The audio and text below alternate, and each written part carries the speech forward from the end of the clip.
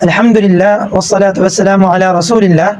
اللہم صلی علی محمد افضل صلواتک۔ آج کے سبق میں ہم سورۃ البقرہ کی آیت نمبر 42 اور 43 کا ترجمہ اور تفسیر پڑھیں گے۔ آیت نمبر 42،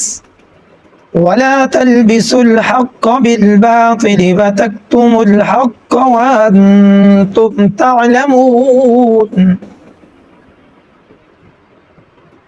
ترجمہ، وہ اور لا تلبسو، نہ ملاؤ یا نہ خلط ملط کرو، الحق کا حق بات کو، بالباطلی جھوٹی بات کے ساتھ، وتکتم الحق کا، وہ اور تکتمو تم چھپاتے ہو، الحق کا حق بات کو، وہ اور انتم تم تعلمون جانتے ہو اور تم جانتے ہو، ولا تلبسوا الحق بالباطل اور حق بات کو جھوٹ کے ساتھ خلط ملط مت کرو، وَتَكْتُمُ الْحَقَّ اور تم حق بات کو چھپاتے ہو، وَأَنْتُمْ تَعْلَمُونَ اور تم اس بات کو جانتے بھی ہو۔ اس آیت مبارکہ کے اندر اللہ رب العزت بنی اسرائیل میں سے یہود سے مخاطب ہے، اہل یہود سے، کہ اس سے سابقہ آیات کے اندر بھی اہل یہود کے بارے میں ہی بات ہو رہی ہے، تو اس آیت مبارکہ کے اندر بھی اللہ رب العزت یہ ارشاد فرما رہے ہیں یہود کے علماء سے اور اہل یہود سے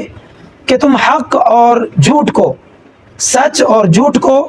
حق اور باطل کو آپس میں خلط ملط مت کریں، یعنی جو حق بات ہے اس کو حق کہو اور جو جھوٹ ہے اس کو جھوٹ کہو، جو سچ ہے اس کو سچ کہیں، جو جھوٹ ہے اس کو جھوٹ کہیں۔ اور اسی طرح اگلے حصے کے اندر اللہ رب العزت نے ارشاد فرمایا وَتَكْتُمُ الْحَقَّ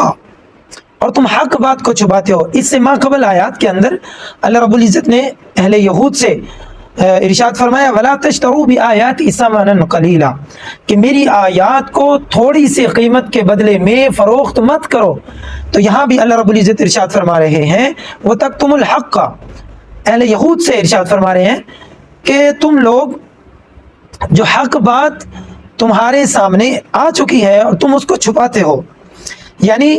اللہ کے رسول صلی اللہ علیہ وسلم یعنی رسول خدا حضرت محمد مصطفیٰ احمد مجتبیٰ تاجدار مدینہ صلی اللہ علیہ وعلی آلہ واصحابہ وبارک وسلم کا نزول آپ کے سامنے ہو چکا ہے، اور آپ کی کتب کے اندر رسول اللہ کی بشارت دی جا چکی تھی آپ کو، تو جب آپ کی نشانیاں آپ پر ظاہر ہو چکی ہیں اور آپ کو معلوم ہے کہ یہ نبی آخر الزمان ہیں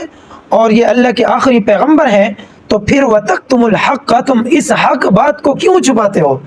تم لوگوں کے سامنے کھل کر کیوں بیان نہیں کرتے ہو، وَأَنْتُمْ تَعْلَمُونَ تم حق بات کو چھپاتے ہو حالانکہ حق بات تمہیں معلوم ہے۔ تو یہ آیت مبارکہ نہ صرف اس کے مخاطب بنی اسرائیل ہیں، بنی اسرائیل میں سے اہل یہود ہیں، بلکہ قیامت تک آنے والا ہر انسان وہ اس آیت کا مصداق ہے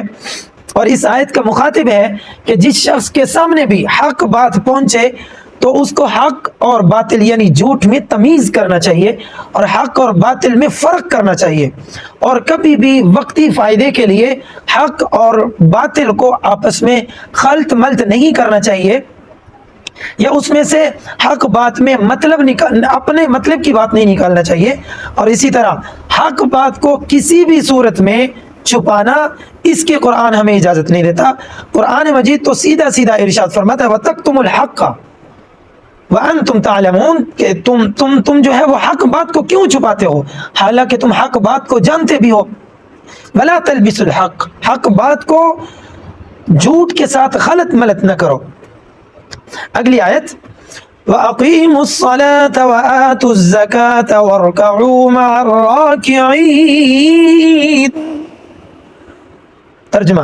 وہ اور اقیموا قائم کرو، الصلاۃ نماز، اور نماز قائم کرو، وآتوا الزکاۃ اور زکوٰۃ ادا کرو، وارکعوا اور رکوع کرو، مع الراکعین رکوع کرنے والوں کے ساتھ۔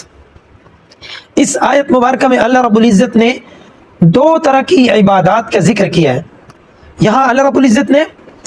بدنی عبادت اور مالی عبادت کا حکم دیا ہے، جیسے قرآن مجید فرقان حمید میں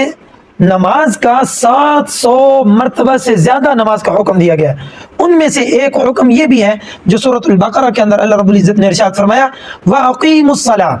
نماز قائم کرو. نماز یہ بدنی عبادت ہے، اس کا تعلق انسان سے کے جسم سے ہے. وَآتُوا الزَّكَاةَ،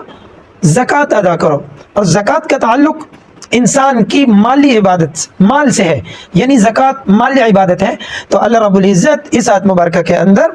دونوں طرح کی عبادات کا حکم دے رہے ہیں، یعنی مالی عبادت بھی اور بدنی عبادت بھی. یعنی نماز قائم کرو اور اپنے مال میں سے اللہ کی رضا کے لیے، اللہ کو راضی کرنے کے لیے زکوٰۃ ادا کرو. نماز جب انسان قائم کرے گا تو انسان کا تعلق اللہ رب العزت سے مضبوط ہوگا. نماز کے ذریعے سے انسان کا تعلق اللہ سے مضبوط تر ہوتا جاتا ہے.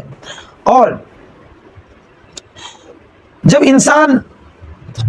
اپنے مال سے زکوٰۃ ادا کرتا ہے تو انسان کا مال پاک ہوتا ہے، اور اس پاک مال سے جب انسان اپنی اور اپنے اہل و عیال کی تربیت کرتا ہے، ان کو کھلاتا پلاتا ہے اور ان پر خرچ کرتا ہے، تو اللہ رب العزت اس پاک مال کا نور اس کی اولاد کے اندر اور خود اس کے جسم کے اندر ڈال دیتے ہیں. اور اس نور کی وجہ سے اللہ رب العزت نماز کے اندر اور باقی تمام عبادات کے اندر دل جو ہے اس کو منور کر دیتے ہیں، اور عبادات کے اندر انسان کا دل لگنے لگ جاتا ہے تب جب انسان اپنا مال پاکیزہ کر کے استعمال کرتا ہے. اگر ارشاد فرمایا وَارْكَعُوا مَعَ الرَّاكِعِينَ، رکوع کرو رکوع کرنے والوں کے ساتھ. اس کا مطلب یہ ہے کہ با جماعت نماز ادا کرو، کہ جب نماز جماعت کے ساتھ مسجد میں ادا ہو رہی ہو تو اس وقت مسجد میں جا کر با جماعت نماز ادا کرو. وَارْكَعُوا مَعَ الرَّاكِعِينَ یعنی رکوع کرنے والوں کے ساتھ رکوع کرو کا مطلب یہ ہے کہ جیسے دوسرے مسلمان مسجد میں جا کر با جماعت نماز ادا کرتے ہیں اسی طرح نماز ادا کرو. اللہ رب العزت سے دعا ہے کہ اللہ کریم ہمیں نماز ادا کرنے کی، زکوٰۃ ادا کرنے کی اور با جماعت نماز ادا کرنے کی توفیق عطا فرمائے. اگلے سبق تک کے لیے مجھے اجازت دیجیے. اللہ نگہبان. والسلام علیکم ورحمۃ اللہ وبرکاتہ.